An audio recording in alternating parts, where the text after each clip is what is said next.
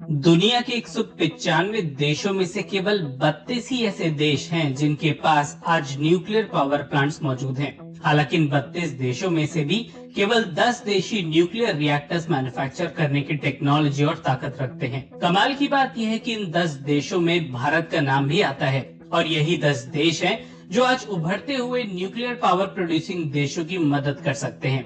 अभी तक भारत को न्यूक्लियर टेक्नोलॉजी को लेकर एक नेट इंपोर्टर की तरह माना जाता था, लेकिन समय बदला और अब दुनिया के कुछ अमीर देश भारत से ही इस टेक्नोलॉजी को लेकर मदद चाहते हैं। ऐसा ही एक अरब देश है जिसने हाल ही में अपनी न्यूक्लियर पावर प्लांट्स के लिए भारत से मदद मांगी है और भारत ने इस मदद के बदले एक बड़ी शर्त इस देश के सामने रख दी है। कमाल की बात यह है कि ये देश भारत की शर्त को हंसी खुशी मान चुका है। इस मेन खबर के बारे में और डिटेल में बात करेंगे, लेकिन आगे बढ़ने से पहले चैनल को सब्सक्राइब करके बेल आइकन दबा दीजिए।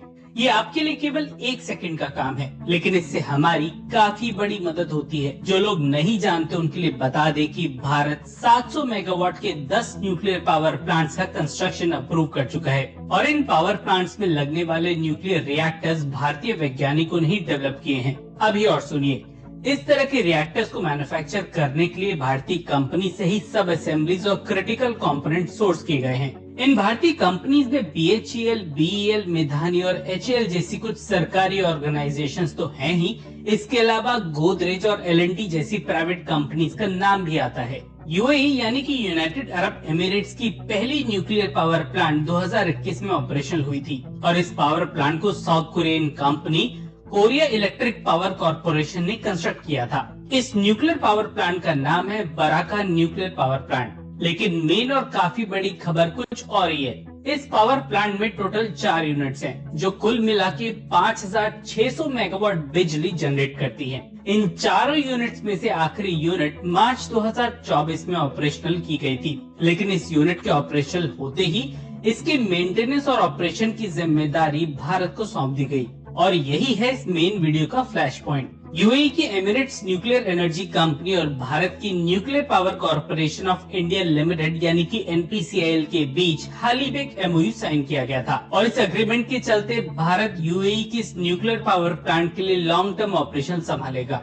सोचिए, कोई भी देश अपने बेहद ही सेंसिटिव सेक्टर्स का एक्सेस अपने मित्र देशों तक को देने से बचता है, लेकिन ये अरब देश भारत को अपने न्यूक्लियर पावर प्लांट का एक्सेस देने जा रहा है और इसकी वजह से भारत की न्यूक्लियर टेक्नोलॉजीज के लिए दुनिया के कई देश अपना दरवाजा खोल सकते हैं। यहाँ सीधा मतलब भारत के इंडिजिनस न्यूक्लियर रिएक्टर्स को लेके है, जिन्हें फिलहाल भारत के हिसाब से ही डिजाइन किया गया है। फिलहाल भले ही भारत न्यूक्लियर पावर प्लांट के मेंटेनेंस का कॉन्ट्रैक्ट जीता हो, लेकिन आगे चल के न्यूक्लियर पावर प्लांट्स को कंस्ट्रक्ट करने का कॉन्ट्रैक्ट भी भारत जीत सकता है। इनफैक्ट न्यूक्लियर पावर प्लांट्स के मेंटेनेंस में भी कुछ ऐसी असेंबलीज की जरूरत पड़ती है जिन्हें टाइम टू टाइम रिप्लेस किया जाता है। एग्जाम्पल के लिए जैसे cooling systems, turbine, steam generator, steel pipes या पावर इलेक्ट्रॉनिक असेंबलीज।